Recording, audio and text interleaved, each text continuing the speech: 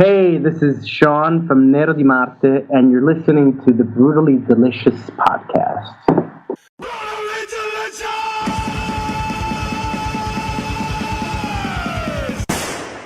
Where have you been all day? Yeah, I made some coffee and I listened to a bunch of this Nero Di Marte. Yeah, I was just listening to their new single. Is that La Fuga? Yes, La Fuga, La Fuga. Yeah. Yeah, there's if you go to their website, they've got a few other ones, Larka, and very interesting. Yeah, I mean, it's quite experimental. But heavy. So heavy. I dig that. I don't have a website. Oh, there it is. Way down there. Yeah, the website's got like 3 or 4 videos there, or playthroughs or whatever they are, and I was getting acquainted with them. It's very heavy, and normally I'm not a fan of, I think we've had this conversation, progressive anything, because I think more often than not it becomes an exercise in like instrumental masturbation. But sorry, that's my personal opinion. Hey, I'm usually that way too. I'm not a big fan of stuff like this, but this had me kind of in a trance, you know? Yeah, I was gonna say it's got like, it's droney, but it's experimental, it's progressive, and it's heavy as hell when the vocals come in. So I kind of dig it. Yeah, I mean, how far did I get into this song? 2 minutes, and there wasn't really any vocals. Mm-hmm. Are they an instrumental band? No, there's vocals. Oh, there is. Oh yeah, it's like black metal vocals, like that, that guttural sort of thing going on. In fact, we're speaking to Sean Worrell. I think that's how you pronounce his last name. He's the vocalist. Oh, cool. Right on. Yeah, I was listening to it, and I was like, man, I was like 2 minutes in, there's no vocal yet. Which is cool. And but I was like, I was listening, and suddenly I realized, I'm like, fuck, I'm tripping right out. What the hell's going on here? Yeah. But I like it. Yeah. It would be something I think live would be really interesting to see, you know? Yeah, absolutely. I don't know if there's much, like crowd surfing going on as kind of just, I guess the word is entranced. I don't know if that's a word, but just like staring. Yeah. And there was Seasons of the Mist. Yeah. We've done a lot with them. Yeah, we have. Yeah. Katie has been great about hooking us up with stuff. So yeah. That's where like Foscore came from, and somebody we did really early on. I can't remember his name now. A single artist, like one of our second or third shows. I can't remember. I mean, I don't. But we did quite a few shows last year. 53. 53. Holy shit. It's in 6 months, right? Yeah. It's, what are we trying to beat Howard Stern? How many shows does he do? 5 a week? Yeah, something like that. It just happened that way, and we were rolling, and hey, I'll do it. I'm in. It's going to happen this year too, because by the time I get 10 or 12 off the boat, and we're doing 5 here, 10 there, I mean, it's going to be a lot. Oh God, I'm so pissed off that I'm not going on that boat. Yeah, that sucks. I've been getting messages from people down there. They're already drinking beers, having fun. Yeah. I've been keeping up with some of my friends that are making their way down there too. They're already down, but yeah. Denise couldn't get off of work today, which she had some meeting with the last minute notice or whatever. So we're just gonna leave first thing in the morning. Oh, it'll be fine. I didn't know there was flights out of Richmond. It's such a small city. I didn't know that it was. We got a direct flight actually. I'm shocked because what's the population of Richmond? Like 250,000 or something? Oh, I don't know. I think you're misjudging it. Richmond's pretty big. Is it? Yeah, it's a good sized city. Oh, I always thought it was kind of a small city. I looked up because when you told me you got international airport. Richmond VA population 227,000. Oh wow. Okay. Yeah, so that's why I was just like, oh, but then I thought there's got to be a lot of surrounding area. Like the size of DC is what, 900,000 or something. Look up the population of Mechanicsville. That's where I'm at. Mechanicsville? Yeah. By the way, I'm drinking coffee out of that mug you sent me, so thank you once again. Oh, cool. I know I thanked you via text, but now here's the official thank you. Hey, no problem. I thought you needed it. 36,000 in Mechanicsville. Oh, okay. Yeah. So, but yeah, it's an international airport. It's decent size, and she got a direct flight from here to Fort Lauderdale for I think 190 each way. God, that is so cheap. Yeah. That's awesome. Dude, you're gonna be like, because it's getting cold again now here. Yeah. I was doing the weather reports. So in Fort Lauderdale, it was like 80 yesterday, but in Cozumel, it was 89. Oh. So I'm going to make sure I get my camera turned on for the podcast when I get back so you can see the fucking Speedo tan line. I've been telling everyone at work, this is going to be a good visual for you and anybody listening, Christina or Dale, whoever listens out there. I've been telling everybody at work I packed my leather-studded Speedo for the trip. Oh, fuck. I don't want to imagine this. Why? I'm hungover. I'm not feeling well. And this right. is And now you got, I got to think about you in a leather-studded Speedo. Right. We've got armadillos in our trousers. You know, every year I go on this boat, there's this one guy, he's got blonde hair, and he walks around in nothing but I don't even know what you call it. It's like a flap. There's like a flap on the front and a flap on the back. Yep. Be honest, though. Do you sneak a peek? No. No? No. I mean, the guy is a fucking Adonis. I mean, he's like fit as hell. But like, you're not sneaking a peek? No, not really, no. Did you sneak a peek? It's like that Seinfeld episode. How come right there? How could we not look? How come you relate everything? Anything I send you, anything I say to you relate to Seinfeld. I send you messages and then I get Seinfeld memes. Because there's a thing in Seinfeld for everything. Like Fusilli Jerry, where George's dad got the fusilli stuck up his ass. Nice. That was great. Did you see that thing I sent you? Like, I did, but coaxial cable. I was like, fuck, I don't want to read what people got shoved up their ass. I sent it to Riley, who I still speak with. He was laughing hysterical. Because coaxial cable, up the junk that's pretty thick, dude. Yeah, read that thing. Oh, God. Why? And then there was a thing where the emergency doctor said, patient says he fell in the shower, landed on a can of aerosol spray, and it went all the way in. Oh. I hate when that happens. Oh, God. Oh. It begs so many questions there. Why? Well, whatever. Why is there a can of aerosol spray in the? And man, yeah, exactly. But that's got to be some sort of amazing timing that. Oh. Yeah, whatever. See, there's another Seinfeld reference because they're. And here we go. Yeah, I won't. All right, there. I won't go there either. Let's try and keep it on the up and up for the first episode of the year. Okay, let's do it. All right, so I'm going to get Sean on the line here, and hopefully we'll have more luck. Go lie down. Sean! Hello. Hey, Hi. How are you? Good. And that's my partner, Chris. Hello. Okay. Hi, Chris. How are you doing? Hi. Good. Welcome to the Brutally Delicious podcast. Thank you. Glad to be here. What time is it over there in Italy? It's 4:30 in Rome right now. Yeah, that's where I am. Not so bad then. No. Where are you guys located? Virginia. We're both in Virginia, yeah. Oh, okay. Cool. So if you're ready, we can go ahead and we'll just jump in and see where it ends up.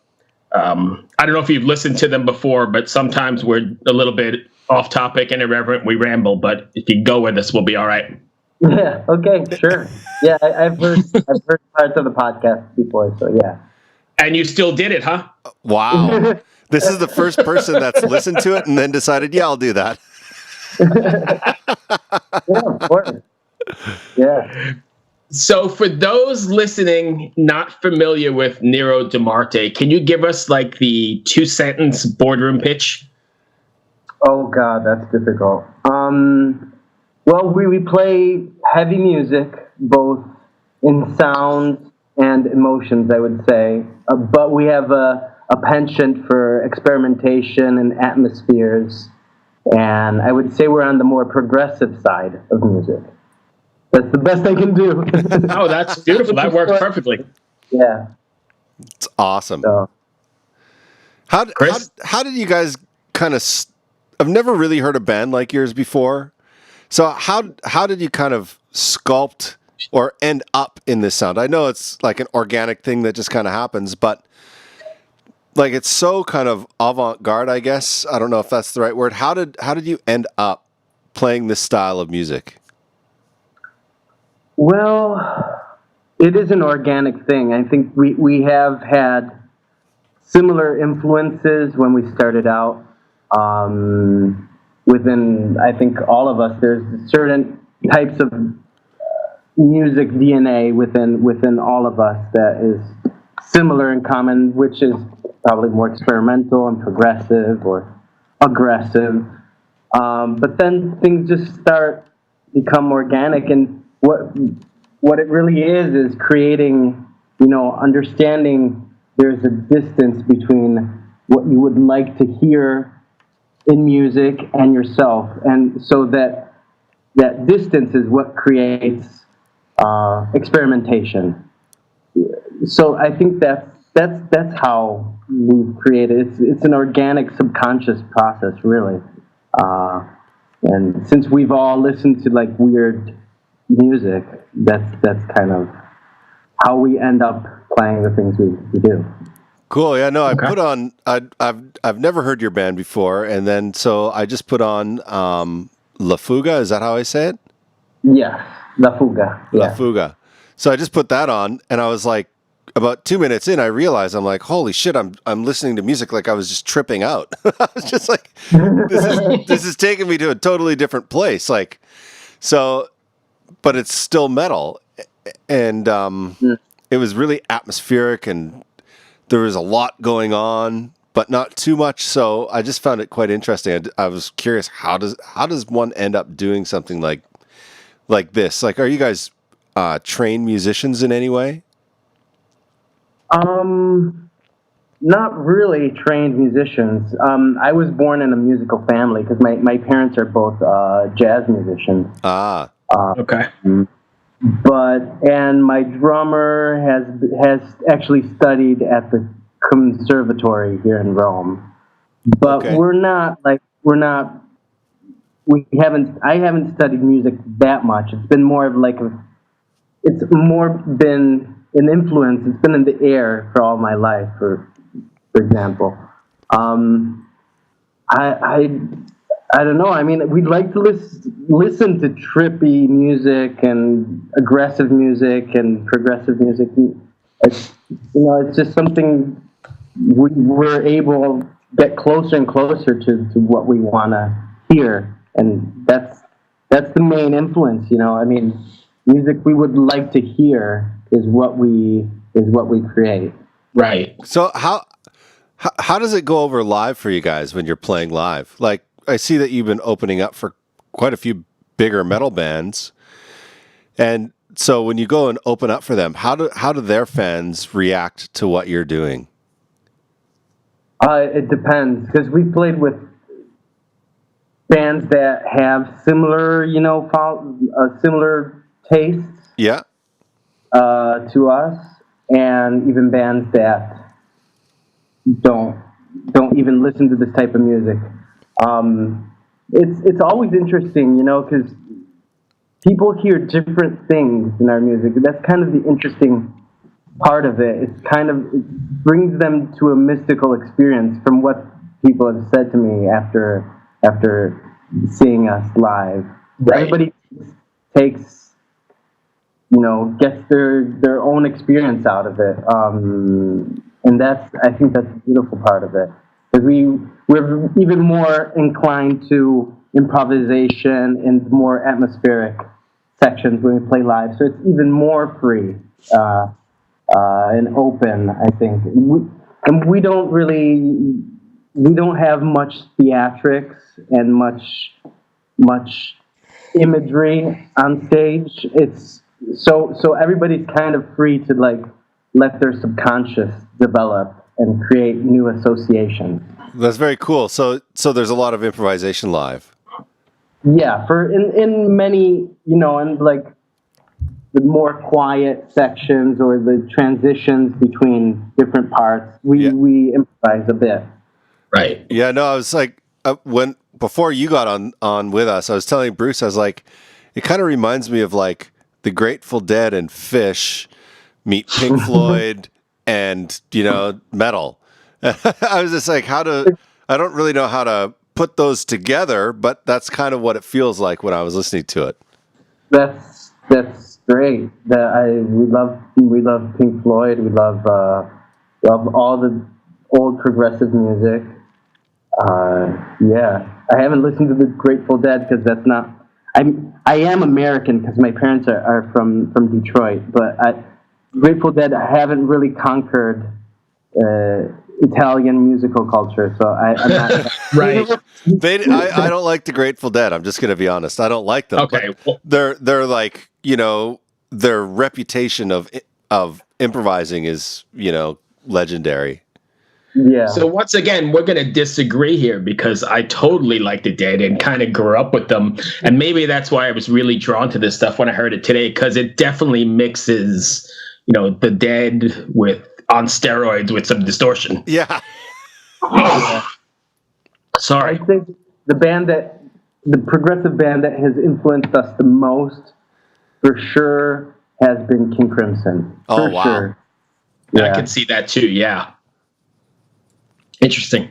When you guys are writing, are you guys all write? This is kind of real technical music. Are you all writing together and bouncing ideas off each other, or is it just like you're doing it in your house and then sending it via email or something? Oh, it's always like a chemistry. We're playing together in a rehearsal space. I mean, maybe sometimes the idea comes from one of us, and maybe it's an entire skeleton of a song, and then we just develop it with the other people in the band. It changes. It goes through many years, even years of transformations. Sometimes it's just you start off with one riff, and then everybody adds on to it. Like there's one song in the new album called Irradia. It's the second to last song, which just started out with this bass line that our bass player Andrea came up with, and we just improvised on it, created an atmosphere around it, and then everything through time, patience, everything came after I think a few months of just improvising.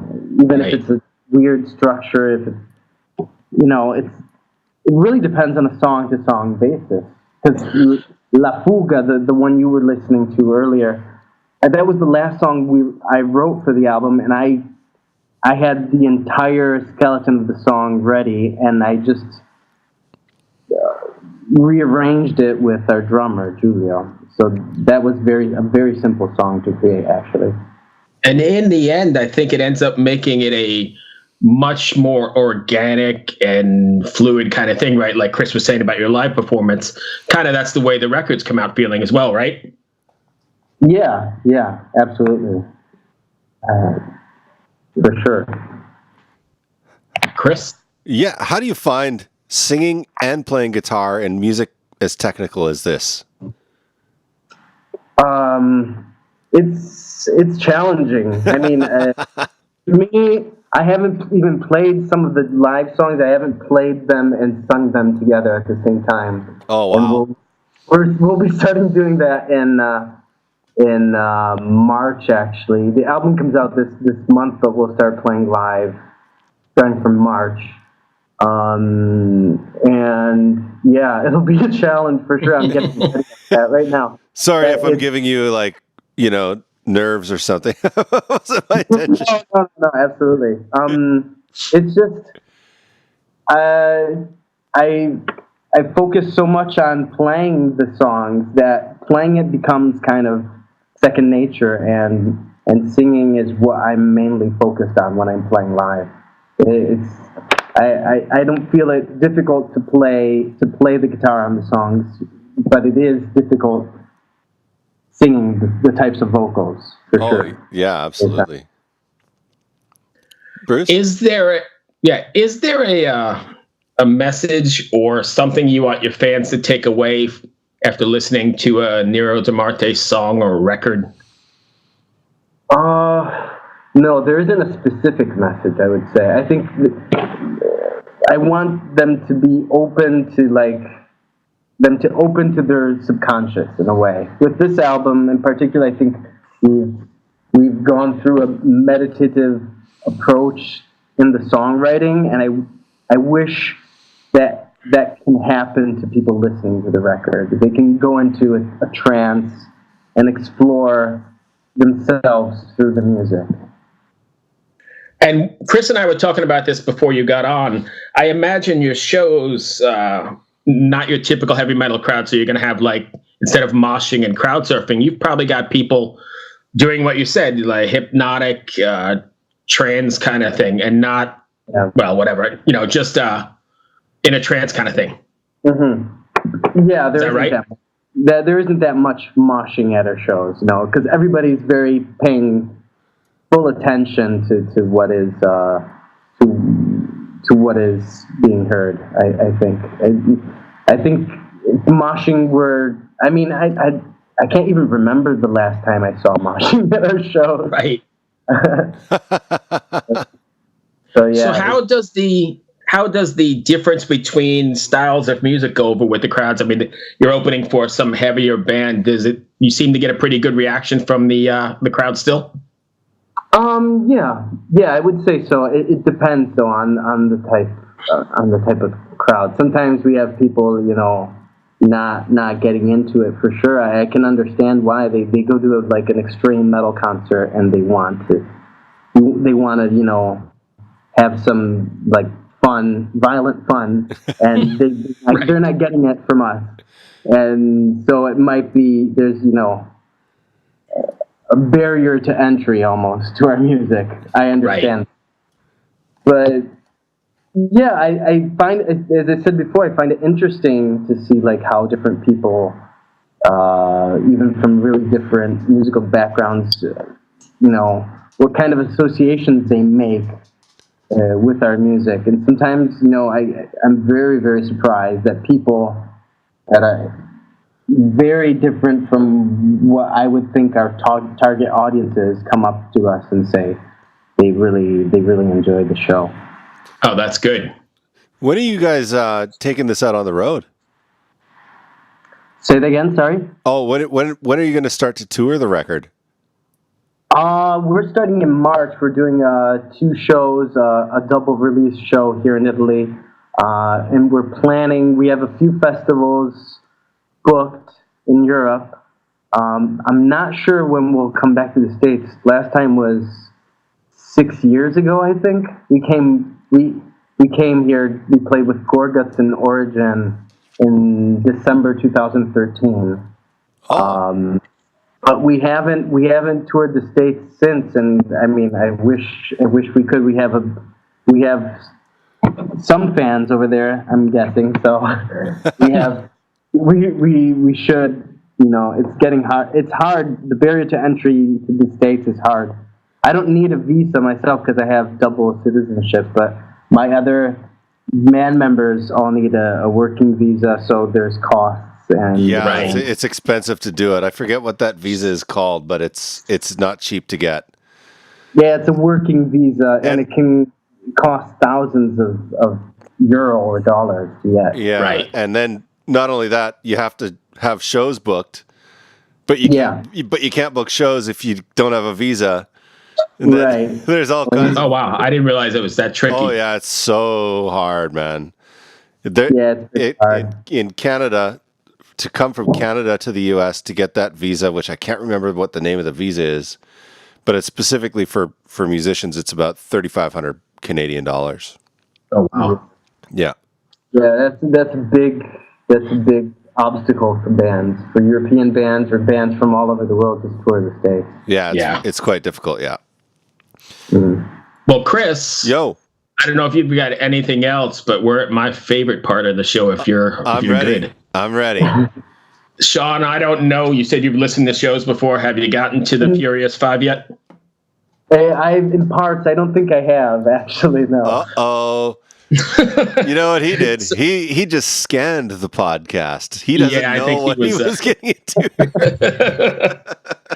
Feel free to hang up now, or you can hang on, and we've got 5 ridiculous off-the-wall questions to ask you.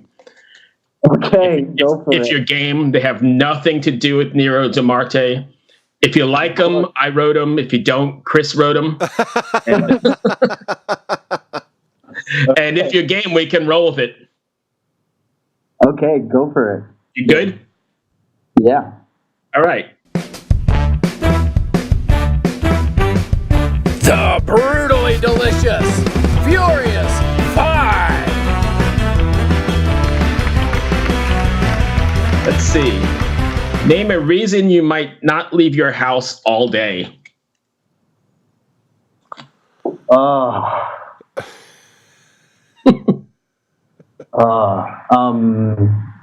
I'm gonna play it really safe here and say, don't play it safe. Being inspired to like write something, and I can't even be bothered to eat. All right. Name something that might ruin a romantic dinner. God. Probably talking about my band. Imagine that you're on your first date and everything's going well, everything's going perfect, and then you're like talking about 2 things. But have you heard about my band? Avant-garde, progressive, you know what? Yeah. All right, Sean, is cereal a soup? Why or why not? No way. What do you mean a soup? Soup is warm. I mean, you can have warm milk and cereal, but wait, can't you have cold soup? Isn't there a Russian like borscht or something? Sure, but it should be savory, not sweet, right? All right, so we're gonna stay on that same line. Is a hot dog a sandwich? Well, I've heard this one before. No, it's not a sandwich. All right. And let's see. It's its own thing. It's its own thing. All right. And last one. What would be the creepiest thing you could say to a stranger while passing them on the street? Oh, God.